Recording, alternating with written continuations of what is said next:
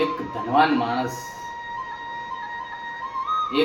માણસ સોક્રેટિક્સને મળવા ગયા અને તેમને સાથે વાતચીત કર્યા દરમિયાન તે પોતાની વધુ પડતી પ્રશંસા કરવા લાગ્યો અને જ્યારે તે વધારે પડતી ડીંગાબાજી એટલે કે બધું મોટું બોલવા લાગ્યા ત્યારે સોક્રેટિસે કે પૃથ્વીનો નકશો મંગાવ્યો અને પેલા ધનવાનને કહ્યું કે મિત્ર, મને જરા બતાવો કે આ નકશામાં તારું ઘર ક્યાં આવેલું છે.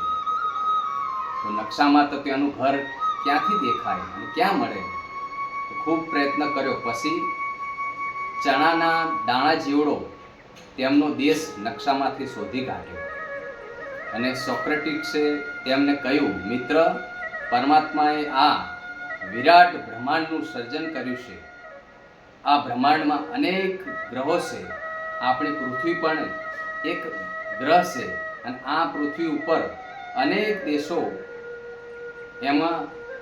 દેશો આવેલા છે. તમારા અને બધાના દેશો છે. તો આ દેશમાં અનેક રાજ્યો છે.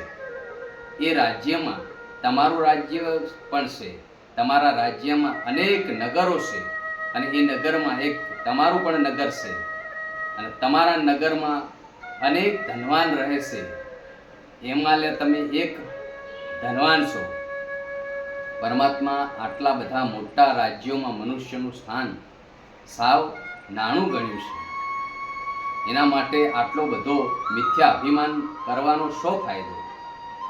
તો શારીરિક સિદ્ધિઓ માટે ગૌરવ કરવાના બદલે તમારું જીવન સાર્થક થાય એવા સૌભાગ્યનો વિકાસ કરવો, પ્રયત્ન કરવો વધારે સારું છે.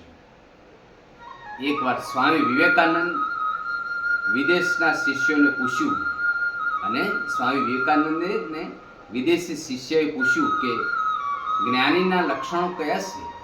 તેમને કહ્યું, મારા ગુરુ કહેતા કે બાળક આસક્તિમાં હોતો નથી.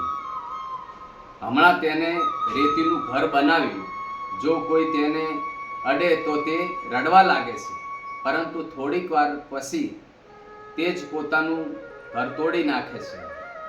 હમણાં જૂના તો કપડાં અને નવા કપડાં જો ખુશ થઈને એમના પિતાજી લઈ આપે છે તો પણ કોઈ નહીં આપતો, એ કપડાં કોઈને આપતો નહીં. પણ જો સુંદર મજાનું રમકડું કોઈ આપે તો કપડાં ત્યાં જ મૂકી દે છે. આ બધા જ જ્ઞાનીના લક્ષણો છે. આવું સ્વામી વિવેકાનંદે પેલા વિદ્યાર્થી અને વિદેશી વ્યક્તિને કહ્યું. જય માતાજી. રાધે રાધે.